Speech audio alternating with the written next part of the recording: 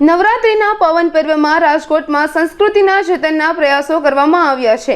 રાજકોટના ધ્યાનશંકર પ્રગટેશ્વર મહાદેવ મંદિર ખાતે મહિલાઓ દ્વારા ખાસ નાના બાળકો માટે ગરબીનું આયોજન કરવામાં આવ્યું હતું। આ આયોજનનો ઉદ્દેશ્ય નાના ભૂલકાઓને આપણી પ્રાચીન ગરબીની પરંપરા અને સંસ્કૃતિનું શિક્ષણ આપવાનો છે। આ બાળ ગરબીમાં પૂર્વ મુખ્યમંત્રી સ્વ વિજયભાઈ રૂપાણીના પત્ની અંજનીબેન રૂપાણી પણ ઉપસ્થિત રહ્યા હતા અને બાળકોને પ્રોત્સાહિત કર્યા હતા। મંદિરમાં નાના બાળકોએ ઉત્સાહભેર અલગ અલગ રાસ રમીને માતાજીની આરાધના કરી હતી। જીજ્ઞા શૈલેષભાઈ અમલાની બોલું છું। અમે 20 વર્ષથી આયોજન કરે છે। બાળોદારા અમે સંસ્કૃત બધા હોય છે, આપણા જો નવરાત્રિમાં બધા માતાજીના હોય છે રાસ, એ બધા અમે કરે છે। પ્રોત્સાહન માટે અમે ઘણું બધું આયોજિત અલગ અલગ તરીકેનું પ્રોત્સાહન આપે છે એ લોકોને, તાકી એ લોકો બહુ નવરાત્રિમાં સરખી રીતે એન્જોય કરે, એવી રીતે અમે એને રાખે છે। મહિલાઓને આયોજન કરવાથી ઘણું બધું ફેર પડે છે, એવું અમને લાગે છે કે ના સાચીમાં નવ દેવી જેવું સ્વરૂપ હોય છે, એવી રીતે અમે બધા બી નવ દેવી જેવું બધા એકદમ સિસ્ટમેટિકલી નવરાત્રિ આયોજન કરે છે। મારું નામ ગીતા કલવાણી છે। બાળાઓને અમે લોકો એને એન્કરેજ કરીએ છીએ કે ભાઈ તમે લોકો રમો, જે જૂની આપણી અર્વાચીન ગરબી, પ્રાચીન ગરબી, શેરી ગરબાઓ હતા, એ લોકોનું અમે એ લોકોને નોલેજ આપીએ છીએ કે પહેલાં આવી રીતે ગરબી થતી, તો એ લોકોને અંદરથી ઉત્સાહ આવે છે કે ના અમે આવી રીતે ગરબી કરીએ। આ વખતે અમારું થોડુંક જુદું આયોજન છે કે બધી બાળાઓને જૂના ગરબા, રાધાકૃષ્ણનો રાસ, એવી રીતે અમે એ લોકોને જુદા જુદા ગરબા કરાવીએ છીએ અને એ લોકોને રોજ નાસ્તો કરાવવામાં આવે છે અહીંયા।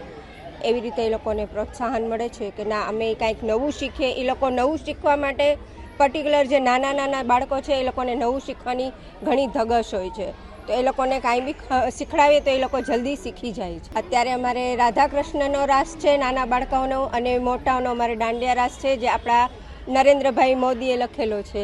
આમાં 50 છોકરીઓ છે અને 40 છોકરાઓ છે। મારું નામ હેતલ ટાંક। અહીંયા લગભગ 30 વર્ષથી આયોજન કરવામાં આવે છે અને નાના નાના બાળકોને ખૂબ જ સરસ રીતે પ્રેક્ટિસ કરાવવામાં આવે છે, એ લોકોને પ્રોત્સાહન કરાવવામાં આવે છે અને દરરોજ અલગ અલગ એ લોકોને નાસ્તો કરાવવામાં આવે છે અને ખૂબ સારી રીતે અહીંયા આયોજન કરવામાં આવે છે। બાળાઓ અહીંયા ટીપણી રાસ લે છે, દાંડિયા લે છે, ગરબો માથે રાખીને એ રાસ લે છે।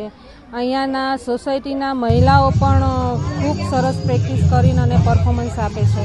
અહીંયા અમારે મંદિરમાં સત્સંગ મંડળ ચાલે છે, સત્સંગ મંડળ તરફથી પણ રજૂઆત કરવામાં આવે છે। જે લોકો નથી રમી શકતા એ લોકો અંદર ચેર રાખીને પણ અમારી સાથે તાલમાં તાલ મિલાવે છે। અમારે લગભગ 50 જેટલી બાળાઓ છે અને 40 જેટલા છોકરાઓ છે, એટલે 100 જેટલા લગભગ નાના છોકરાઓ થઈ જાય। બસ અમે એ જ પ્રયત્નમાં છે કે બાળકોને જે આપણી જૂની સંસ્કૃતિ છે એ લોકો શીખે અને એમાં પાછા આગળ વધે, આપણી જૂની સંસ્કૃતિ ફરીથી પાછી આવે, શેરી ગરબા પાછા આવે, એ રીતના અમે આયોજન કરીને એ તરફ પ્રયત્ન કરી રહ્યા છીએ। અમે લગભગ 15-20 દિવસની પ્રેક્ટિસ અમારે હોય છે અને બાળાઓને દરરોજ અમે નાસ્તો આપીએ છીએ અને સરસ મજાનો એ લોકોને ગમે એ રીતના અમે લોકો, અમારી આખી એક ટીમ હોય છે, તો એ લોકોને ગમે એ રીતના અમે લોકો એની સાથે પ્રેક્ટિસમાં અમે જોડાઈએ છીએ। મોહનભાઈ ઈશ્વરલા નંદાણી।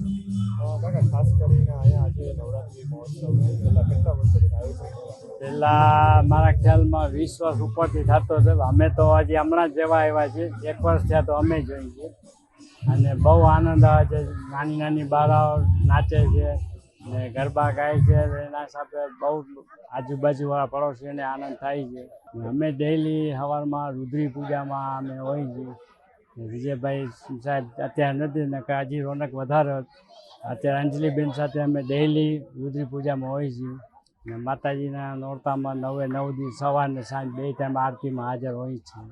બાળાઓને એ રીતે પૂછવાનું કે અત્યારના જમાનામાં શું છે કે મોબાઈલનું ચલણ બહુ છે, તો સંસ્કૃત ભાષામાં એ લોકોનું ધ્યાન બહુ ઓછું છે। એ લોકોને નાના નાના બાળકોને શું છે, નાનપણથી જો સાંસ્કૃતિક દિશામાં આપણે આગળ વધીએ તો એ લોકોનું ભવિષ્યમાં આપણે ભારત માટે સારામાં સારું છે। વળી એના કરતાં બીજું આજે ઇન્દોરમાં છે ને નવું કલ્ચર ઊભું થયું છે, શ્રીનાથજી ભગવાનની આરતી છેલ્લા 2 વર્ષથી થાય છે। દિવસમાં 2 વખત અહીંયા આરતી થાય, તો બધાએ શ્રીનાથજીના ભજન જ ગવાય છે। એટલે એવી રીતે જો અહીંયા બી એ રીતે પ્રોગ્રામ થાય ને તો વધારે માણસો, એટલે ઓટોમેટિક શું નવજન છે ને એ બી પશ્ચિમ કલ્ચરની જગ્યાએ આપણે સંસ્કૃત આપણે ભારતના કલ્ચર તરફ વળી શકીએ.